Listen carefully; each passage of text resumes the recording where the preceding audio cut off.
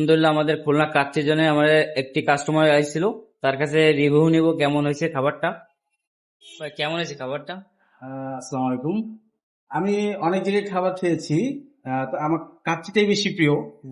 তো মানে যত জায়গায় এই কাচ্চি খেয়েছি, আজকে এই দোকানে এসে আমি মনে হলো যে আমি একটা ভিন্ন স্বাদের কাচ্চি খেলাম।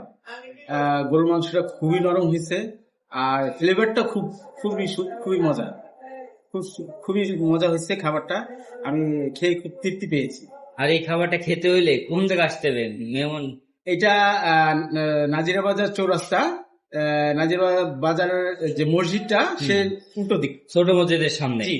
ইনশাল্লাহ আপনারা সবাই আসবেন, আর কাস্টমার খেয়ে ইনশাল্লাহ তৃপ্তি পাবে তো। হ্যাঁ হ্যাঁ, খুলনা কাচ্চি ইনশাআল্লাহ। যখন খুবই মজার একটা কাচ্চি, সবাই আসবে। পুরান ঢাকায় অনেক জায়গায় এরকম হ্যাঁ। কাচ্চি খাইছেন, কিন্তু এই খুলনা আমার কাছে যে একটি ভিন্ন স্বাদ মনে হলো, খুলনা খুবই ভালো লাগলো। খুলনার কাচ্চি মানে একটু ভিন্ন, কারণ খুলনার বিয়ে বাড়ি স্টাইলে রান্না হয়। হ্যাঁ হ্যাঁ, বিয়ে বাড়ির স্বাদটা হ্যাঁ। পাইছি আমি। ইনশাল্লাহ সবাই আসবেন।